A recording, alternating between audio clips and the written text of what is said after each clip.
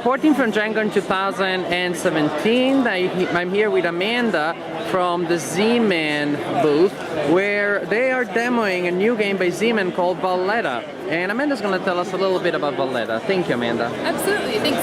So Valletta is a deck building game, and anybody who has fun, building up your engine and feeling more powerful as you go along will hopefully enjoy this game. It's not too long, it's about 20 minutes per player, maybe a little bit less if you're overlapping thinking time. Basically, if you want to take a peek at the board, you construct different buildings and you put your color house on it to indicate that the building is yours. And then those buildings will give you victory points at the end of the game. And they also give you a special card that will have a special ability on it, and this card goes directly into your hand, and then you can start using it immediately to make your deck stronger as you go along. So it's not like when you get a new card, you don't have to put it in a discard file and wait until it comes back, like in the old deck builders. Right, exactly. You get these right away, instant gratification. Are there other ways of getting cards, aside from getting them from those buildings?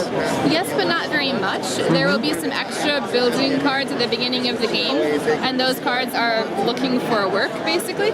And then you can, when you play a certain other card in your deck, the Valletta card, he will allow you to hire one of those other cards and put them into your deck. But the main way that you get cards and the best cards is definitely by constructing buildings. The theme is that you're trying to build up the city of Malta, and all of these buildings will help build up the city of Malta, and so you get rewards for building them. And I see the players have little displays here, and when they're playing, they're putting their cards on those displays in a row. Is that... Yes, you'll start... Is there a meaning of the order in which you place them, or is it just a way of, keeping things tidy? You do need to place them in a certain order, but basically you play 3 cards each turn. Whichever card you play first, you resolve that card first. So some of the time you might play a builder first so that you can build one of these buildings and get another card into your hand, and that new card you could then immediately play as your second card and get the benefits that it gives you right away, and then choose another card from your hand to be the third card that you play. And once your hand is entirely depleted and all of your cards in the discard pile, then you shuffle and get a hand of cards, you get them all and choose which ones you want to play. You start each turn with 5 cards in your hands, and you'll choose 3 of them to play that round. Okay. And then whichever ones you don't play, you actually hold on to. In a lot of deck builders, you do discard them, but this one will allow you to set up combos for yourself with which cards you want to play together by holding on to it. That is nice. And what is that track there in the middle of the board? Is it just a... This is the victory points. Okay. You'll score the majority of your points at the end of the game, but you can score some points as you go along during the game. Like if you build near Mr. Valletta, that purple figure, you get 2 extra victory points for building a building right near him, because he's so happy to see the building go up as you construct his city. Yeah, I was wondering what that guy's doing. Sorry, 1 second. You do need a builder to upgrade, yes. Or one of these guys. Amanda just went to answer a question from a player. Meanwhile, I was speculating, what is that purple guy doing that looks like a color of wine, and he's like standing on barrels? I mean, there's a connection with intoxicating beverages there? Am I just dreaming about it? Am I the only one who sees it? It's not intoxicating beverages. This guy is the guy who actually constructed the city of Malta, or who led its construction hundreds of years ago. And he is represented by that purple figure on the board. Whenever you play this card, everybody has 1 copy in their decks. You move him to the next barrel, and it will have a resource on it. You're not sure which resource it is, but you will then claim that resource. And then he will allow you to hire or fire a character. So this is how you get those extra builders or extra other cards into your deck. Got it. Or if you have them in your deck and you don't want them anymore because they're now weaker than most of your cards, you can fire them, and then somebody else can hire them in the future. And those cards where the buildings have symbols on them, I assume those are the resources that you need to spend to build in that. Yes, to build the building in that area. I will snag one and show you. This card costs 3 money to build in the first place, as well as 1 wood, 1 stone, and 2 bricks. And then you would put your color house right here to mark that this is now your building. At the end of the game, it gives you 3 points.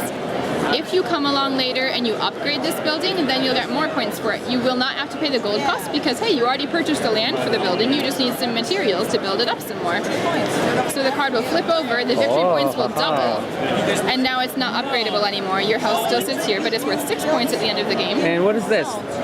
Some of Money the cards, that the cards generate? yes, the green cards out there will give you more resources based on the houses that you have on that kind of resource. So for example, there's a mason who gives you points for all of the bricks that you have on the board. So if you have 3 different cards that have bricks on them and one of them is upgraded, that's worth 2 bricks and the other ones are worth 1 each. So playing a mason would give you 4 bricks at once instead of 1 that your base cards give you.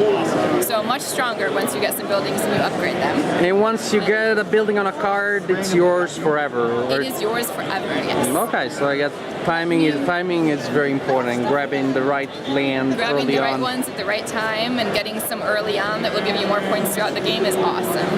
Let me put this back and then I'll tell you one final cool thing about the game that's different from most deck builders.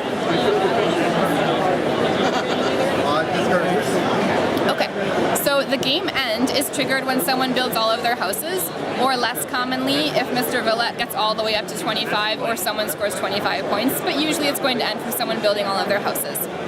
And in that case, the game does not immediately end. Everybody gets to shuffle together their discard pile and their deck, making their whole deck of cards for themselves, and then you get to go through it all one more time. In player order still, so everyone has equal chances to buy any remaining buildings and to upgrade their things, and then you get to play your entire deck of cards. So this is when it's really important to make sure you're being careful with which cards you're holding on to for later, and which cards you're playing right away. Get as many more upgrades as you can to get as many more points as you can. I like to play deck builders where I trash out my weak cards at the beginning and then I have stronger turns during the game. Yeah. And I certainly could do that here, but then maybe someone else who was just busy making their deck really big, maybe they'll come back and beat me in the end because they get a lot more turns than me in that final phase of the game then.